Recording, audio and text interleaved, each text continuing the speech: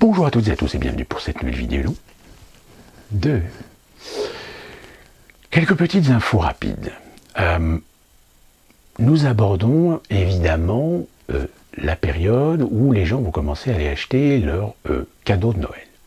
Sauf que aux États-Unis, vous savez, et comme d'ailleurs en France maintenant depuis quelques années, vous avez eu le Black Friday.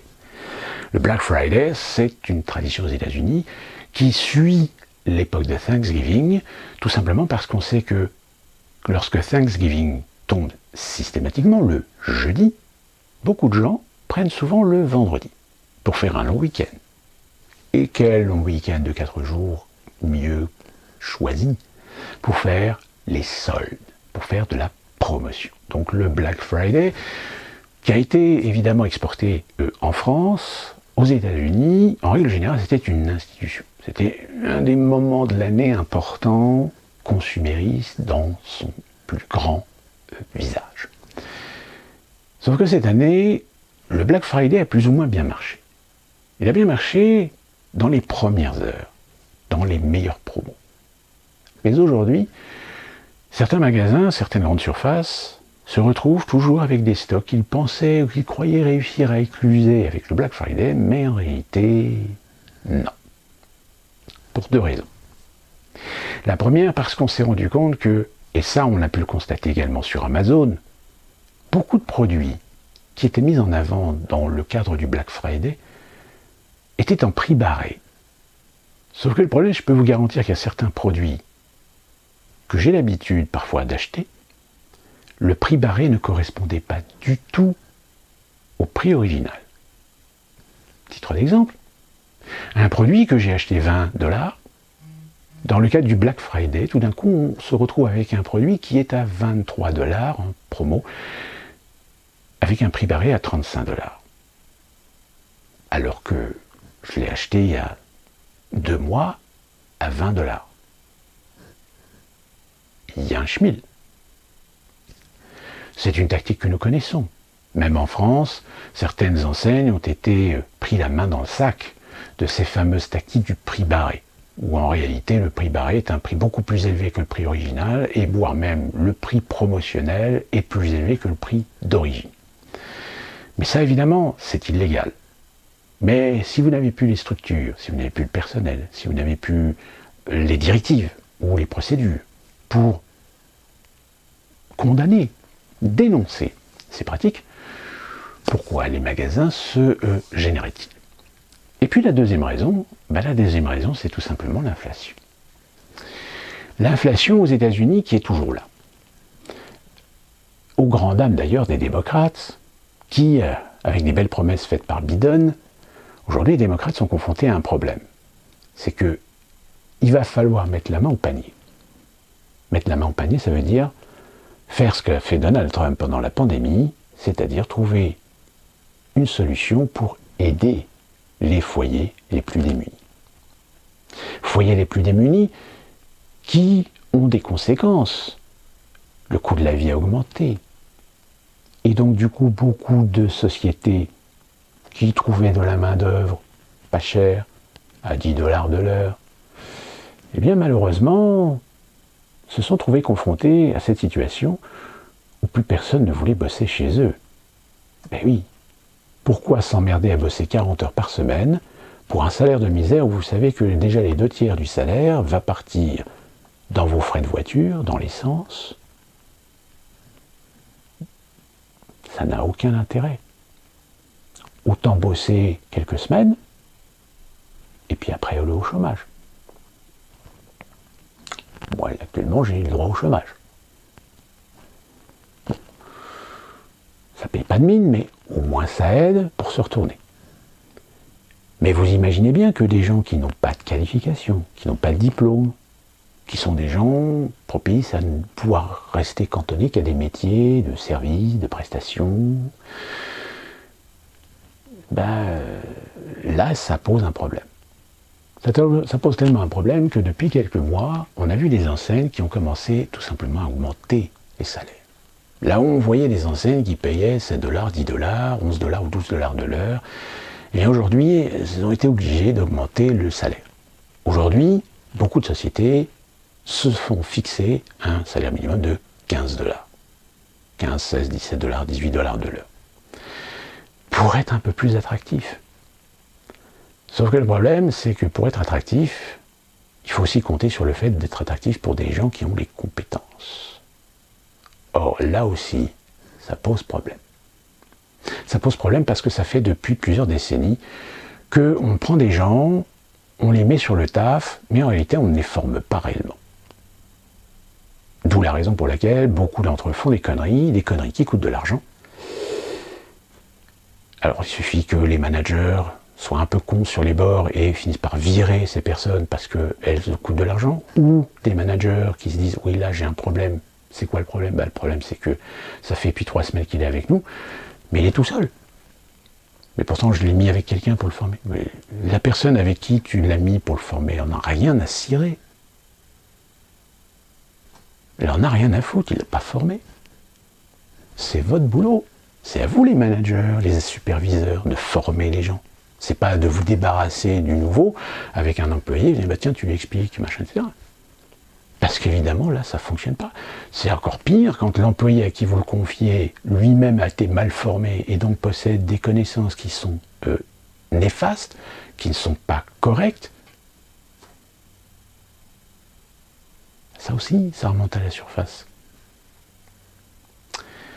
D'autant plus que les démocrates ont été quand même élus sur l'espoir que les Américains voient les démocrates commencer à faire évoluer un petit peu l'aspect social des choses. Et au final, il n'y a que dalle. Parce qu'au final, il y a ceci. Je vous montre. Voilà. Et vous voyez ce petit chiffre ici. Je vous le mets là. Voilà. Ça, c'est le taux horaire en Caroline du Nord brut. C'est-à-dire que là-dessus, on va devoir retirer les taxes, les frais. Alors, comme vous êtes dans une société où vous avez de plus en plus de temps partiel, il faut savoir que les temps partiels, les sociétés n'ont pas d'obligation de fournir ou de proposer un service tel que l'assurance santé. Tout comme les partiels n'ont pas forcément accès à certains avantages, comme la participation. Donc vous comprenez pourquoi, aux États-Unis, depuis ces 20 dernières années, surtout Obama, souvenez-vous, même Donald Trump, dit oui, aux États-Unis, génial, ils ont développé, ils ont mis 500 000 emplois en plus, etc. Ben oui, mais parce que on a viré les temps pleins qu'on a remplacés par des temps partiels.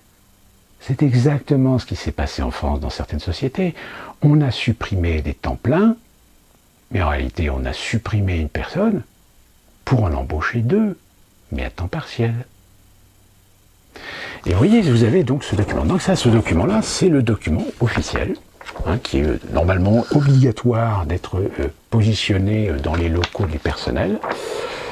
Ça, c'est la version anglaise. Il en existe un également en espagnol, parce qu'évidemment, il y a une forte communauté espagnole, donc c'est pas négligeable. Alors, évidemment, ça détermine je ne vais pas vous dire tout, parce que vous avez également tous les éléments contre la discrimination, vous avez les droits du salarié, et puis dans ce document-là, étant donné que c'est celui de la Caroline du Nord, il est stipulé que une société dans certains domaines, alors par exemple dans les domaines de Employees Independent, oui, c'est, alors je ne sais plus, alors j'arrive pas à retrouver le pourcentage, mais il faut savoir que certaines activités, par exemple dans la restauration, les sociétés ont le droit de ne pas payer 7,23 $, mais moins, à condition que l'employé bénéficie du type, c'est-à-dire du pourboire. Et en règle générale, en Caroline du Nord, ils ont le droit de payer le taux fédéral. Normalement, je crois que ça doit... ils n'ont pas le droit de descendre moins de 35% du taux normal, avec la contrepartie du type, du fameux pourboire. Donc vous voyez, Quand vous avez des restaurants qui payent 5 $ les serveurs, et qu'après les serveurs sont obligés de se faire leur pognon en réalité sur du type, le problème c'est qu'à bout d'un moment, la digitalisation a fait que les types, c'est pour cette raison que je vous avais déjà expliqué dans une vidéo que quand vous allez aux États-Unis, si vous allez dans un restaurant, le type, essayez au maximum de laisser votre type en espèces. Parce que le problème c'est que si vous mettez le type sur le ticket, ça rentre en pot commun.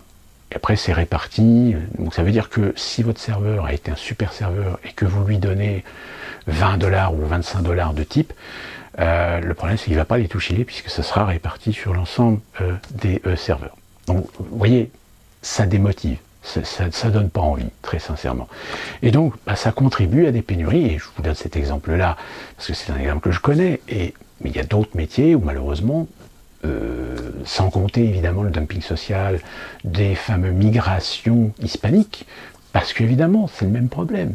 Le fait d'ouvrir le robinet de l'immigration aux États-Unis, ça permet de mettre sur le marché du travail des gens consensuels, conciliants, voire même qui peuvent bosser au black, et qui sont prêts à accepter des salaires beaucoup moins importants que pour des blancs ou des noirs américains. Vous voyez, donc c'est problématique. C'est problématique, sauf que tout ça, ça commence à remonter à la surface. Et alors, le Black Friday aux États-Unis, c'est un indice. C'est un indice de la consommation, au même titre que McDonald's, Disney sont des sociétés qui, tous les mois, publient des résultats, ou des résultats qui sont aussi sur les résultats financiers trimestriels, pour savoir quel est le panier moyen, ce fameux panier moyen qui est utilisé également en France, pour savoir quel est le panier moyen de consommation des Français. Sauf que le chiffre se pète la gueule.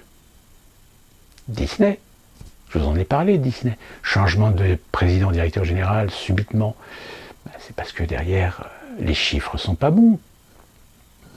Donc si les chiffres sont pas bons sur des sociétés qui sont des sociétés indices, pour établir la société, pour établir la santé même de la société en matière de consommation, le Black Friday, cette année, c'est pas ça. Donc vous voyez, la situation s'aggrave. Et j'ai envie de reprendre cette expression, peut-être que vous connaissez, Winter is coming. Et je pense à vous en Europe, avec vos problèmes d'énergie, d'électricité, de gaz, avec ces problèmes où tout d'un coup on se rend compte que là ils sont en train de tout planquer sous le tapis, parce qu'il y a le mondial. Ah, boycotter le mondial. Combien de téléspectateurs sur le dernier match de la France? 12 millions, c'est ça. Ouais. Ah ben oui, c'est la société de consommation. Hein. La société de consommation, elle est basée sur quoi? Sur le plaisir. La satisfaction du plaisir, la satisfaction de l'envie, voire même fabriquer l'envie, fabriquer le besoin. Et faire oublier certaines notions morales, humaines, solidaires, et vous construisez une société de consommation qui en a rien à foutre de savoir combien de gens sont morts pour construire des stades, qui en ont rien à foutre que le mondial se passe dans un pays qui, en matière de droits de l'homme, on est quand même loin du compte, parce que le football, c'est la fête. Et comme l'a dit Emmanuel Macron, il ne faut pas confondre politique et sport. Oui, c'est pour ça que le fameux brassard LGBT, tout le monde s'amuse à essayer de le mettre. Ah là là. Et je terminerai par ce qui s'est passé à Bruxelles. Vous l'avez vu. Eh oui, il n'y a pas qu'à Paris. Hein. Et d'ailleurs, je pense qu'il va y avoir d'autres problèmes, parce que si jamais il y a encore une équipe, plus particulièrement des équipes de pays africains, qui gagnent contre et qui progressent, je pense qu'en France, oui, hier c'était les Marocains, demain ça sera les Algériens. Et qu'est-ce qu'on fait? Rien. Parce que le football, c'est une fête. Par contre, expliquer ça au mec qui n'arrive pas à joindre les deux bouts et qui vient de se faire cramer sa caisse parce que 3 connards sont hyper contents que leur équipe a gagné au mondial, enfin, gagné le match. Oui, mais pas d'amalgame. Faut lutter contre les haines. Sur ce, on se retrouve très prochainement pour une autre vidéo. Et d'ici là, portez-vous bien.